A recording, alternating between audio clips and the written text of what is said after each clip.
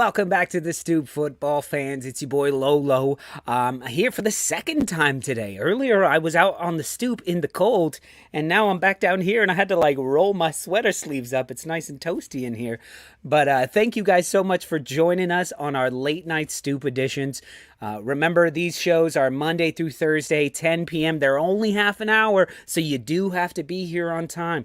Just like a bunch of our Stoop crew who's over there in the comments section. I see you, Jimmy Bremer's Ghost, first one in today. Ben AZ.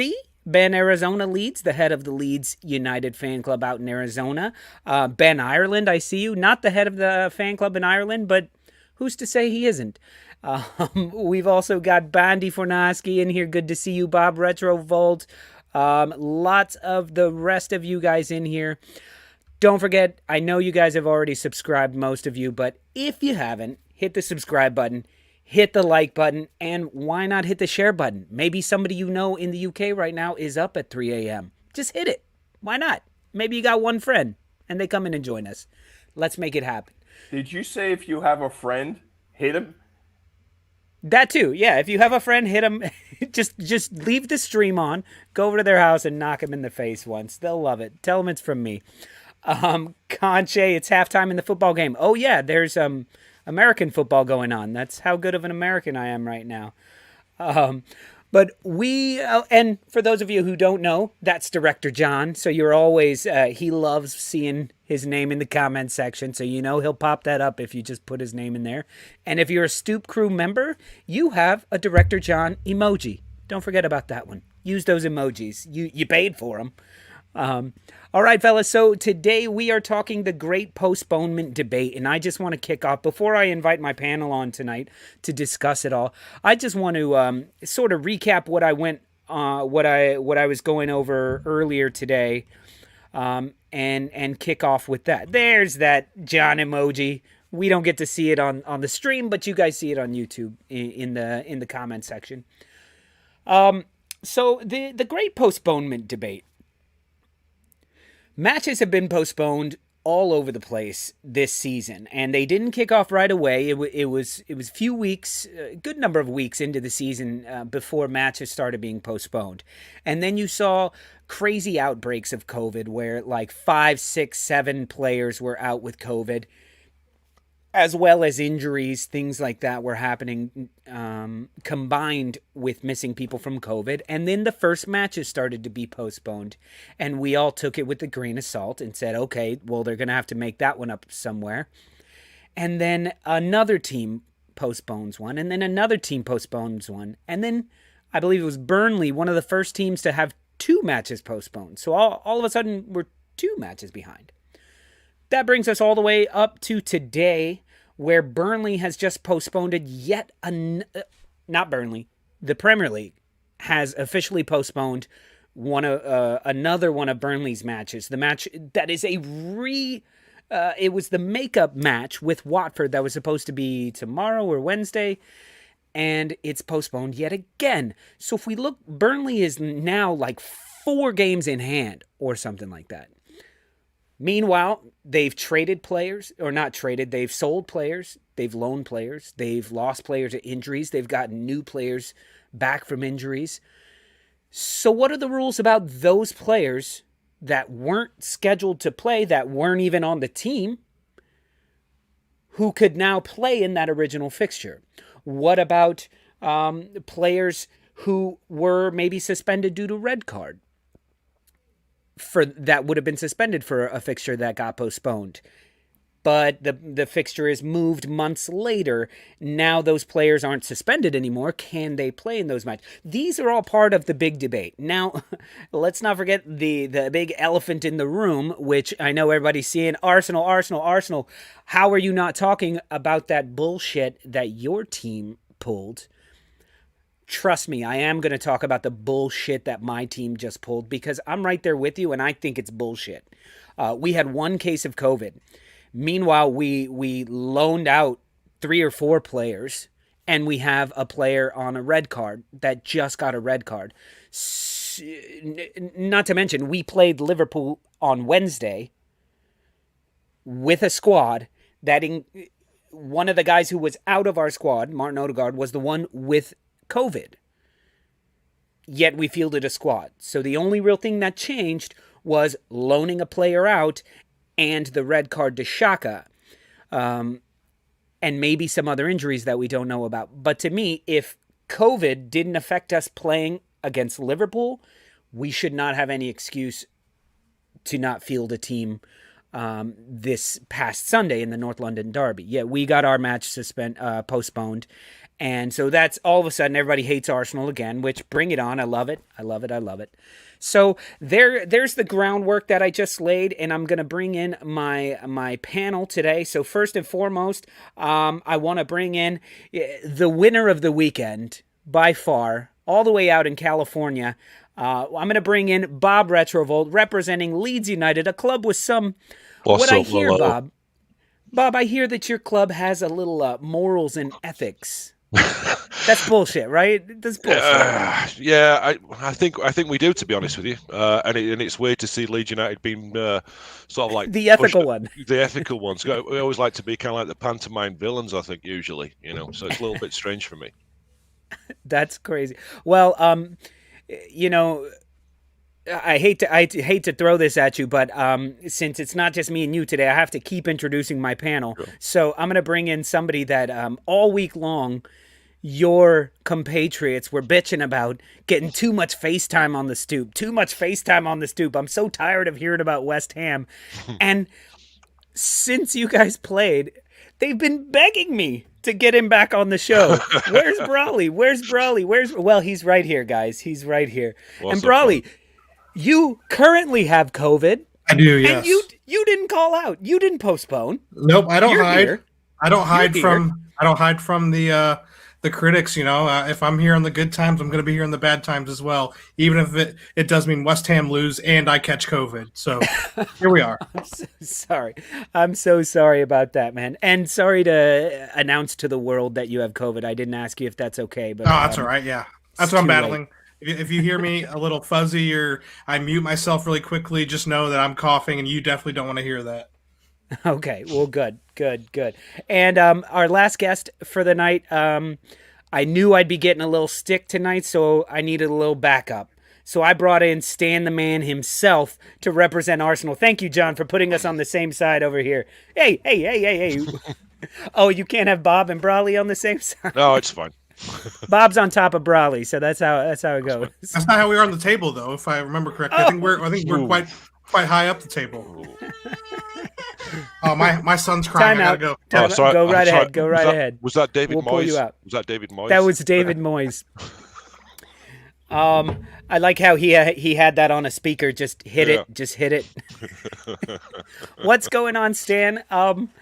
So right away, you heard my little monologue spiel. What are your thoughts about all the postponements, including Arsenal being at the heart of the matter? Well, Bob stole my line when he come on about being the pantomime villains. I mean, it seems that Arsenal FC are definitely the pantomime villains of the week. But I mean, it seems to be a murky situation, but for me, it doesn't really have to be as murky as it is. And there's many different facets to this story that's unfolding. And I think for me, the beginning of this is when a season starts, a team doesn't just submit a first 11 to the FA to say this is who we're going to be fielding for this season. They field I think it's around about 25 players. And for me, it's quite simple. If for whatever reason, who knows, maybe at the team hotel before the night before a game, they have a dodgy lasagna and the shits goes through the team and they can't field 5 or 6 players. Well, you've put up a team of 25. You should be able to dig deep, use those reserves, look into your academy, and it should be up to you to try and get by with what you've got, So Absolutely. For me, I don't think that a game shouldn't be cancelled unless, obviously, because in the times that we're in at the moment, unless there is an outbreak of COVID or there's like torrential snow and the coach can't get up the motorway, you should be able to field a team. And I seem to remember, and I see Mr. Tom's in the chat, and I know that he'll probably know when this was. Do you remember back in the day, it was Middlesbrough? They had a problem of not being able to field a full team. and they put in a petition to the FA and said that we can't put a full team in, we can't go to the match, and they didn't. Yeah. And so I believe what happened was the game was forfeit, but Middlesbrough also had 3 points deducted. I think the team that they were playing were given 3 points, but then at the end of the season, it really hit Middlesbrough because they were like relegated by one or 2 points. They were relegated, 1997 against Blackburn is what There you Mr. go. Tom says. Yeah. But yeah, it wasn't just a loss, like a 0. They got -3, and then I think they were relegated by 1 point. If I'm not, it was something correct. It was close, yeah. What's going on, Rob Greenleaf? Good to see you, and good to see Oscar Plata back. Jimmy, Ben Ireland, Mr. Tom, Bondi, good to see all you guys. And I thought I saw Saul in here at some point. Did I? Saul, I don't even know what time it is in Australia, but awesome. So glad that you're here, man. So I want to know why he chose lasagna. Out of all the foods, you're making fun of the Italians? I don't know why. What it is? For real, usually it's Mexican food or something. Right. You know, when I think of a team getting the shits, I can't. My mind just immediately goes back to the lasagna gate thing at Tottenham when they had a dodgy lasagna. Apparently, and they couldn't play a lot of their players. There you go. Torrential shit. Here's your Tottenham fan, Rob Greenleaf. Torrential shit on the field from dodgy lasagna. That would draw a crowd. Absolutely. When was the last time a match was postponed due to the Hershey squirts? You know?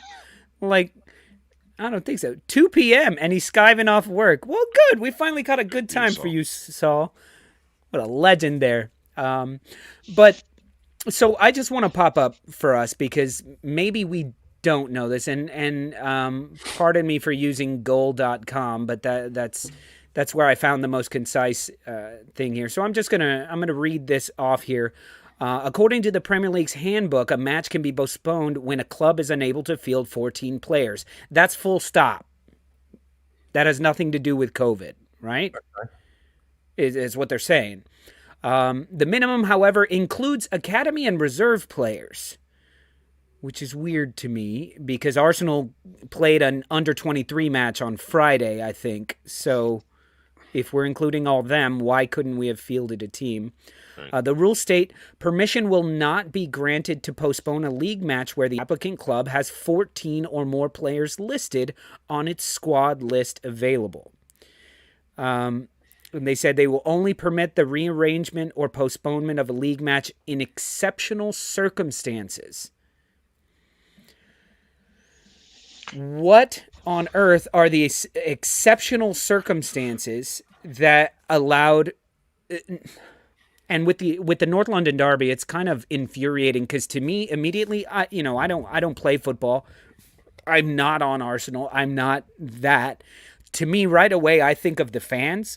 I think of the people who work at the stadiums. Right. I think about the people who work at the bars outside of the stadiums that make their nut off of the North London Derby, and it was postponed 24 hours before, maybe 28 hours before. What are these exceptional circumstances? And just like VAR and refereeing, when these huge decisions are made, why aren't you explaining yourself? Why not say, we got a bid, we got a request from Arsenal, this is our ruling? Yeah.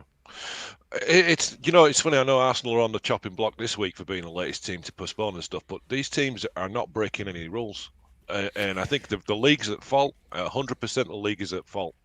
I think if you're in any type of business, the rules, tax rules or whatever, you're going to use those rules to your advantage, and I think that's the problem. You know what I mean? I don't think there's any consideration, and as usual with the league's not going to tell the regular punter like ourselves what's going on or give any explanation because they don't need to. They feel it's fine. Screw everybody. That's my opinion. And that's where Arsenal's on the chopping block, as we say right now. Mm-hmm. But then, I brought up earlier in today's earlier show that, listen, at the end, like everybody's bitching about Mikel Arteta not being the manager. He's not the manager that they want. He's not the one. If he had anything to do with this, he is doing what's best for the team. He saw something and said, well, we have one COVID. Mm-hmm. let's submit it. We check all these boxes. Mm-hmm. Would it behoove us to postpone? Yeah. And I hate it. I absolutely hate it. But they are breaking no rules whatsoever. It's awful. And what they're going to do with the fixture pile up at the end of the season, that's going to be interesting, right? That's the thing. For us, it's one match. Right. It's the only match that we've had postponed. Correct, Stan? I believe so. Yes, I believe so. But the question that I'm asking is why is it? What's the difference between at the beginning of the season, our season opener against Brentford, when we went to the where we had FA and actual COVID cases? said, look, we've got some COVID cases here. Can we postpone? And they said no. And we said, okay. They said no. That was the ruling, and we played. And this time we've made a request, and this time they've said yes, and we've gone along with that ruling. We've not exploited a loophole. It's not like we're a bank and we found some loophole in the small print that we're exploiting. We're just going along with the rules as they are. Exactly. And I would make a comparison to Liverpool, where you know, as I said at the beginning, the games again, the North London derby should be played, in my eyes, unless there was a big outbreak of COVID. Because as I mentioned, we fielded more than 11 players. The ruling says, can you field 14? If you can, you got to play. Yeah. But the difference being is with this game that's now been postponed. I mean, Tottenham wasn't so long ago that Tottenham are asking for the same thing, and with Liverpool, and they got it. They got it. Tottenham were down like 3 matches. They postponed their game against us. They managed to be able to field a team against Shrewsbury Town, but then they've also come out and said in between that they received back a lot of false positives. And that is the thing, that's the grey area where you've seen people coming out with the stats that it's highly unlikely to have that many false positives in one batch. And that does seem like a slight manipulation, trying to exploit a loophole and use it to your advantage. So it's a little bit like, what's the difference? What's the difference between cheating and having an edge? Is Bielsa sending his scouts to watch another team train? Is that cheating or is that having an edge? Is Arsenal looking at the rules, seeing what's happened to them, seeing that they are short of players, they do have a legitimate COVID case, making the request without holding a gun to anybody's head, having it granted? I don't see what the difference is there.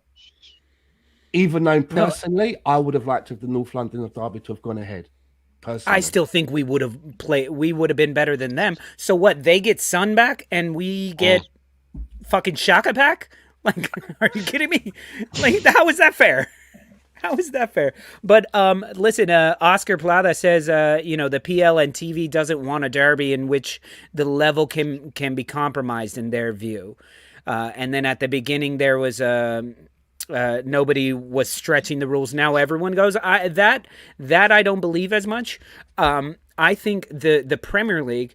So my whole rant earlier today, I don't know if you guys caught it or not, but my whole rant was like, don't fucking hate on Arsenal. Stop being whiny bitches, and you're yelling at Arsenal when you're deflecting the blame. The blame needs to be put on the Premier League, because these rules that we just read off are, if you have 14 players, you have to play. Yeah. But we're still going to make our decision either way. Yeah. They should be made to play. The fixture should go ahead. They absolutely 100% should go ahead. I just don't understand why the league's letting this happen. You know what I mean? We had Moyes this week complaining they had to play Norwich midweek. If you're a Burnley manager at the end of the year, how many games have they postponed now? 3, is it? 4. And this is a postponement of a postponement. Right, that's right. So these fixtures are going to start piling up. You know, Klopp's got fixtures that he's postponed and whatnot, and he's forever complaining about the fixture list and all this type of stuff. They should just be made to play. I think we've given 7 or 8 debuts to 18 and 19-year-olds this season. Yeah. We're not the only team that can do that. Arsenal have got a good under-23s. I know, Liverpool certainly have.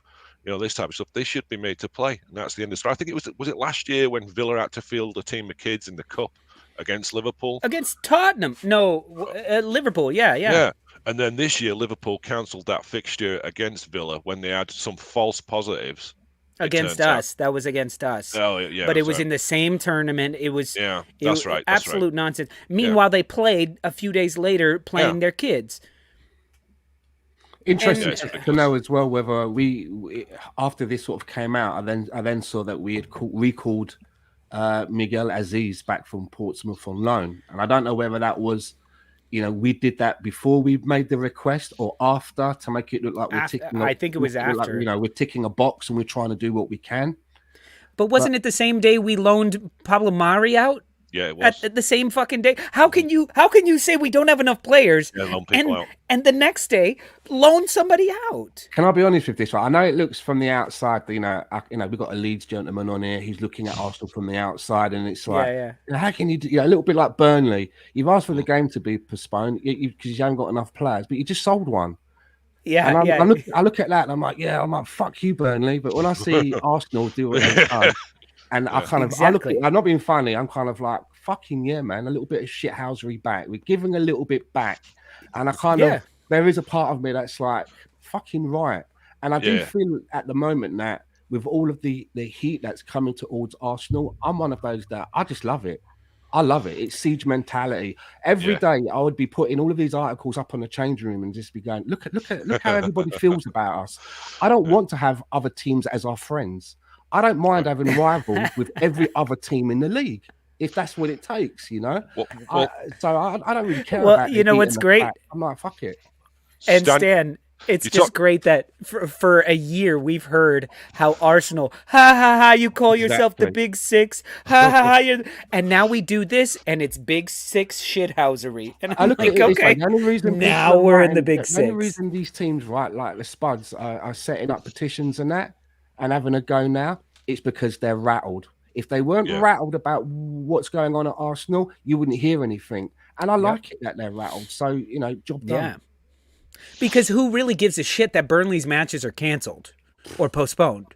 We don't give a shit, except that it's a ridiculous number of them now. My thought, guys, by the way, is those postponed matches, I think you should go back and look at the team sheet, and the team that was available minus the COVID people. If the COVID people are healthy, they can play. But only the people who were on your team at that time. So Chris Wood will have to go back and play for Burnley for all those postponed matches. Yeah. And Xhaka should not be allowed to play in the North London Derby, and Son shouldn't be able to play in the North London Derby. If we're keeping it fair. Otherwise, this means if Newcastle has postponed matches that get moved to after they spend £1 billion, how is that fucking fair? You know what? Do you guys get what I'm saying with this?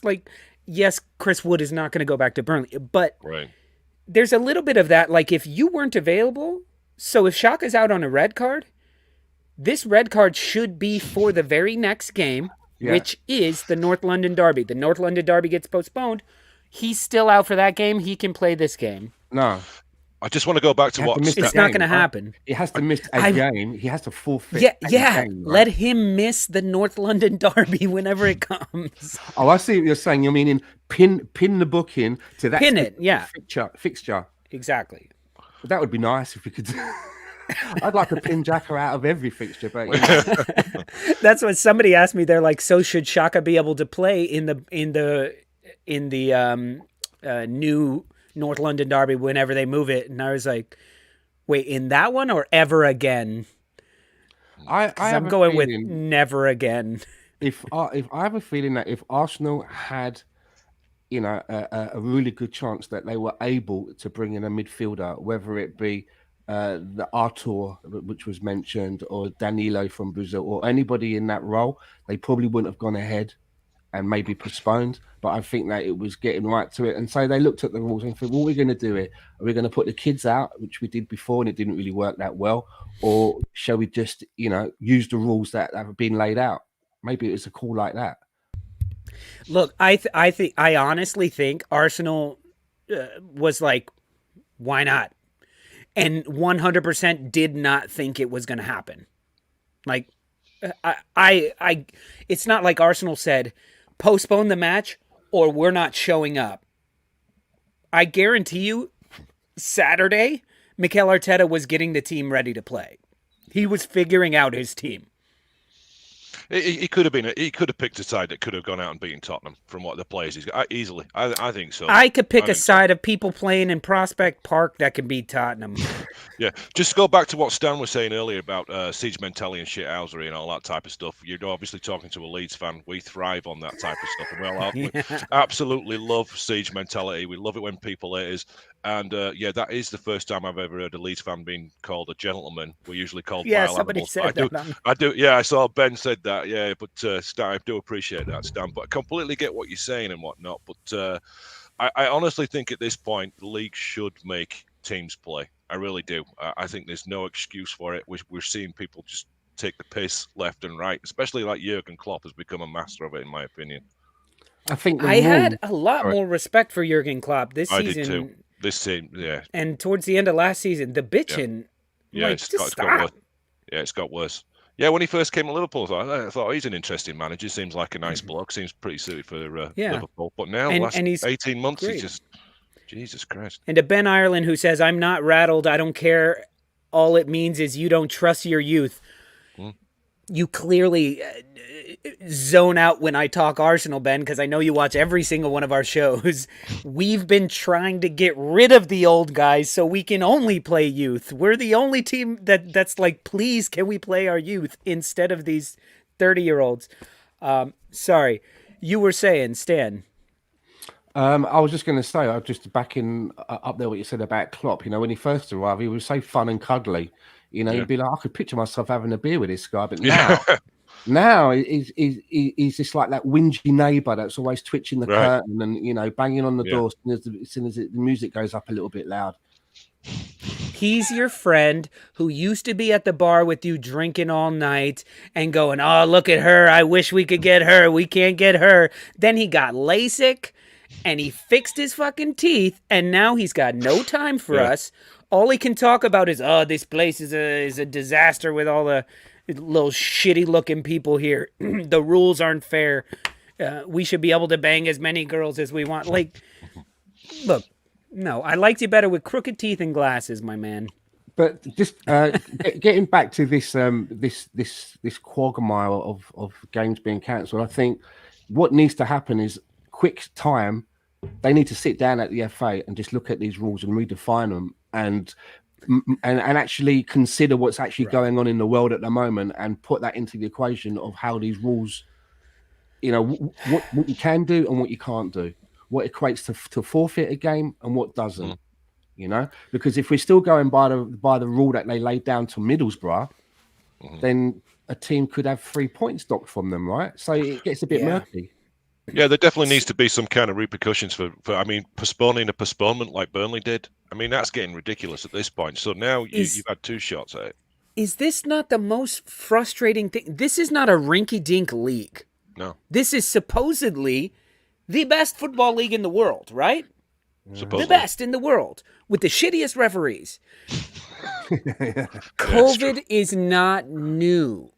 My daughter, who could barely talk when we first went into lockdown, told me the other day, I said, oh, we can't go over to your friend's house today for whatever reason. And she goes, oh, she's got COVID. I'm like, no, she doesn't have COVID. Stop it.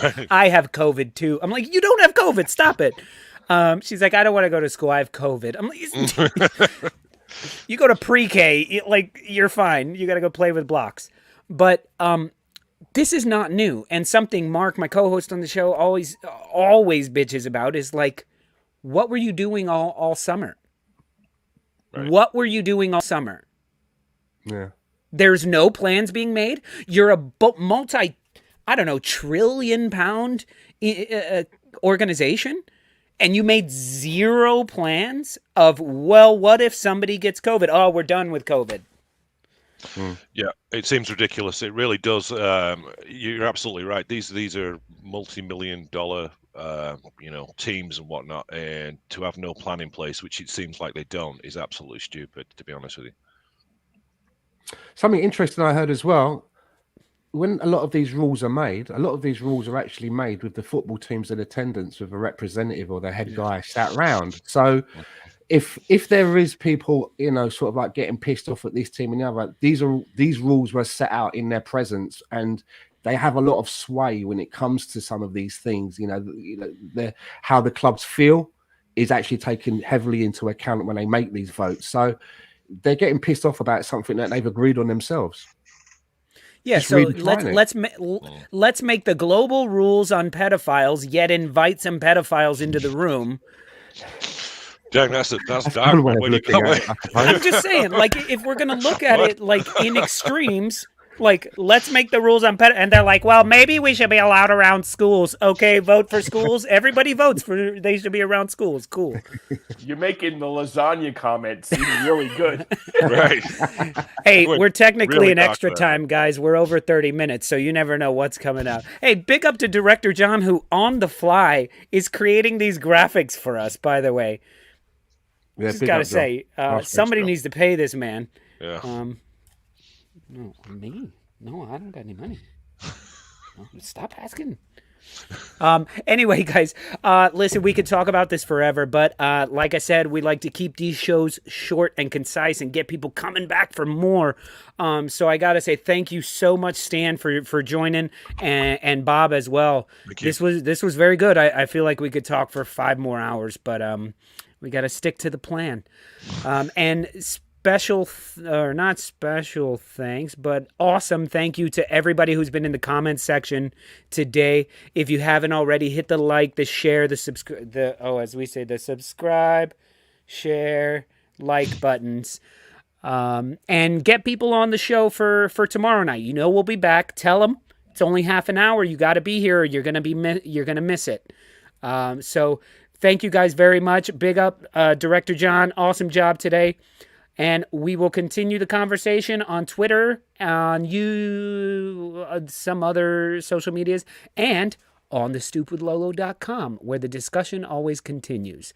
So special, why do I keep saying special thanks? I'm just running out of words.